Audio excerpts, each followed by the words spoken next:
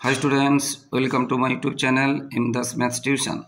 আজকের মাধ্যমিক 2025 সালের জন্য পর্ষদের টেস্ট পেপার যেইটা শুরু হয়েছে 451 পেজে, সেই পেজের জ্যামিতির যে অঙ্কন সম্পাদ্য করেছে বন্ধুরা, যেটা এই দুটোর মধ্যে কিন্তু একটা এবারে মাধ্যমিকে আসবে।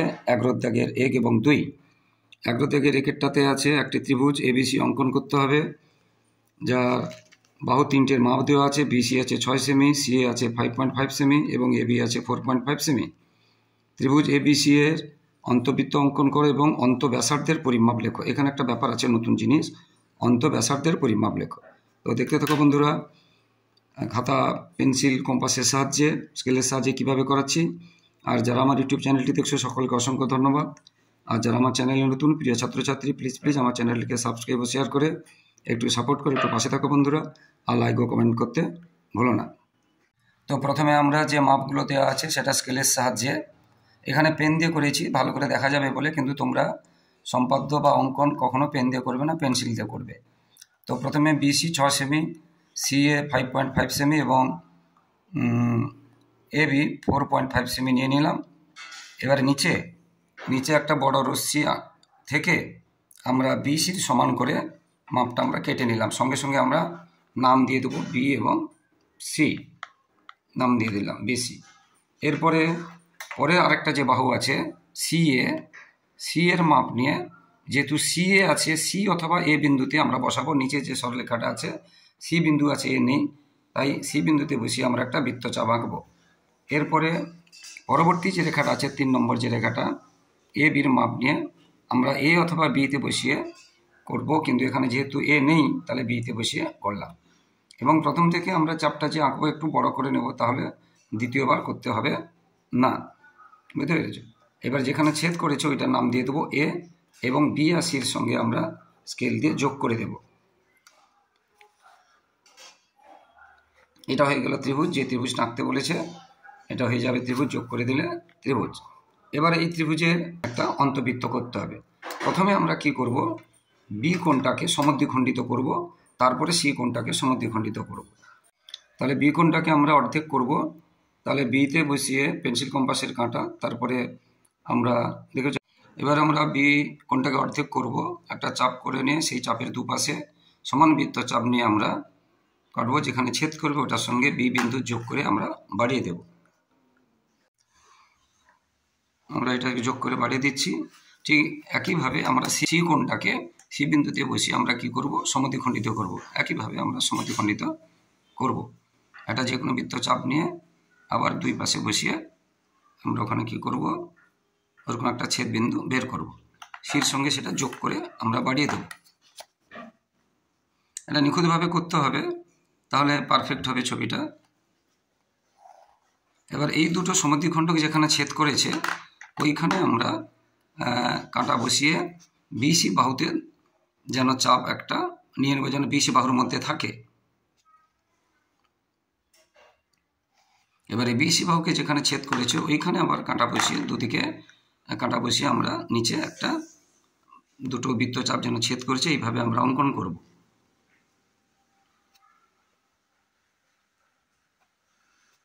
এবার ওটার সঙ্গে এই যে দুটো সমদ্বিখণ্ডক ছেদ করেছিল সেটা আমরা যোগ করে দেব।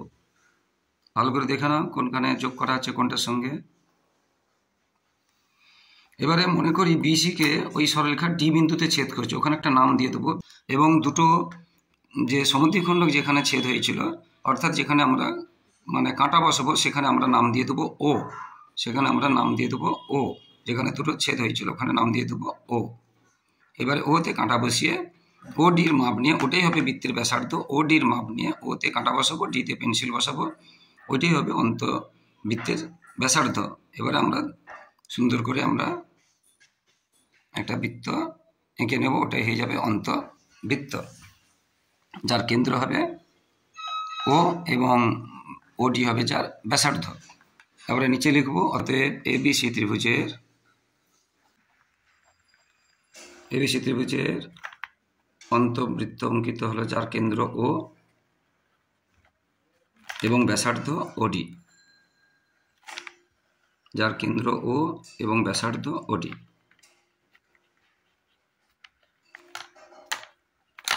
তো মোস্ট ইম্পর্টেন্ট আছে, কিন্তু 2025 সালে মাধ্যমিকে একদম আসবে ধরে নিতে পারো। তো এরপরে যেটা আছে সেটাও মোস্ট ইম্পর্টেন্ট আছে, অর্থাৎ এই দুটো চ্যাপ্টার থেকে যে কোনো একটা আসবে। ওডি স্কেল দিয়ে মেপে দেখলাম যে ওডি সমান 1.5 সেমি প্রায়, কারণ এর ব্যাসার্ধের পরিমাপটা করতে বলেছে 1.5 সেমি প্রায়, কারণ এটা 1.4 কি 1.6 হতে পারে, সেই জন্য প্রায় কথাটা লিখতে হবে, সেমি প্রায়।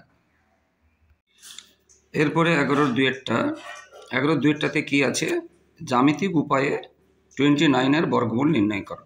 তো প্রথমে আমরা কি করব, প্রথমে আমরা এই যে জ্যামিতিক উপায়ে 29-এর বর্গমূল এটা করতে বলেছে, তাহলে 29কে আমরা দুটো সংখ্যার গুণফল হিসাবে প্রকাশ করব। তো যেমন সেই দুটো সংখ্যা যেন মানে এই যে দশমিকের পরে যেন একটা সংখ্যাতে শেষ হয়ে যায়, ধরো 82 বা 15 যেন না থাকে, দশমিকের পরেই যেন ভাগফলটা মিলে যায়। তো 29কে আমরা 2 দিয়ে 3 দিয়ে 4 দিয়ে ডিভিশন করলে এরকম পাবো না, 5 দিয়ে ডিভিশন করলে আমরা পেয়ে যাচ্ছি। তাহলে 29কে 5 দিয়ে ভাগ করলে আমরা কত পাচ্ছি, 5.8। তাহলে একটা সরলরেখাংশ হবে 5 সেন্টিমিটার আর একটা হবে 5.8 সেন্টিমিটার। সেটা আমরা এঁকে নিচ্ছি স্কেল দিয়ে, একটা 5 সেন্টিমিটার, একটা 5.8 সেন্টিমিটার সরলরেখা আমরা এঁকে নেব। এটা 5 সেন্টিমিটার হলো, এরপরে 5.8। এবারে নিচে একটা বড় রশ্মি আঁকবো। সেই রশ্মি থেকে প্রথমে আমরা যেটা 5 সেন্টিমিটার সমান করে কেটে নেব,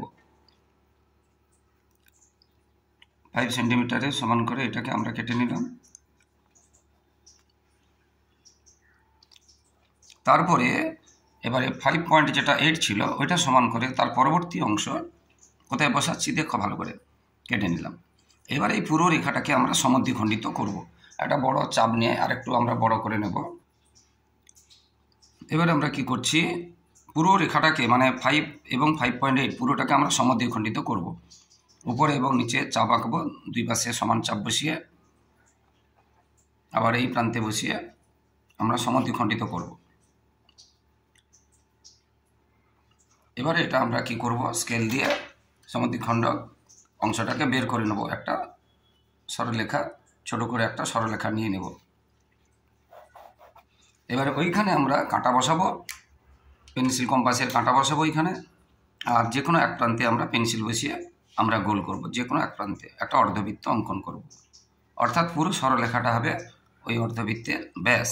আমরা নামগুলো দিয়ে দিচ্ছি, ধরলাম ওটা এ, তারপরে যেখানে 5 সেমি ছিল বি, এবারে 5 থেকে 5.8 ছিল সেটা সি, এবং যেখানে হাফ হয়েছে ওটা নাম দিয়ে দিলাম ডি, যেখানে অর্ধেক হয়েছে এটা নাম দিয়ে দিলাম ডি, ব্যাস।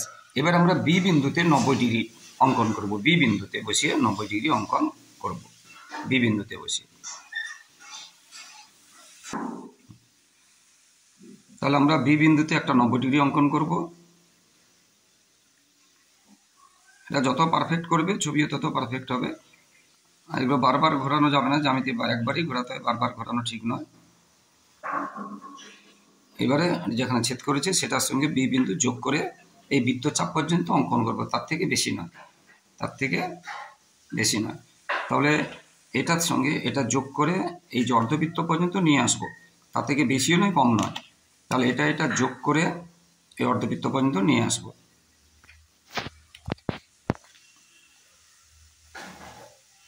যেখানে 90 ডিগ্রি হয়েছে আর যেখানে একটা রেখা শেষ হয়েছে সেখান থেকে ওই পর্যন্ত নিয়ে আসবো।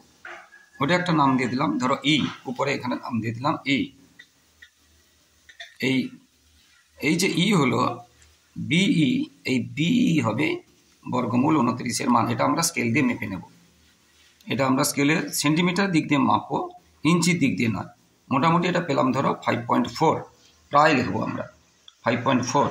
তাহলে আমরা নিচে লিখব বর্গমূল 29 বর্গমূল সমান, আমরা কি পেয়েছিলাম লাস্ট, আমরা পেলাম শেষ পর্যন্ত 5.4, আর বর্গমূল চিহ্ন হবে না, 5.4 প্রায় কথাটা লিখতে হবে।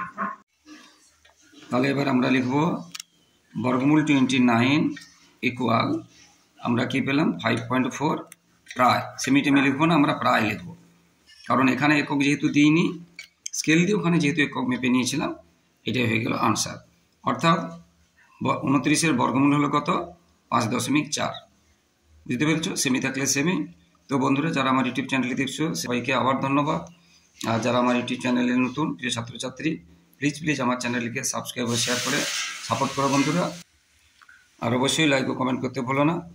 আর মাধ্যমিক পরীক্ষা শেষ হওয়ার 2 ঘন্টার মধ্যেই প্রতিটি সাবজেক্টে আনসার কিন্তু আমার ইউটিউব চ্যানেলে নিখুঁত নির্ভুল আনসার পেয়ে যাবে। তাই পরীক্ষার পরে আমার ইউটিউব চ্যানেলে চোখ রাখো বন্ধুরা। নিখুঁত আনসারের জন্য মাধ্যমিক পরীক্ষা 2 ঘন্টা পরে প্রতিদিন প্রতিটি বিষয়ের আনসার পেয়ে যাবে। সবাই খুব ভালো থাকো, সবার পরীক্ষা খুব ভালো হোক, সবার ভবিষ্যৎ ভালো হোক, সবার সুন্দর রেজাল্ট হোক। জয় হিন্দ, বন্দে মাতরম।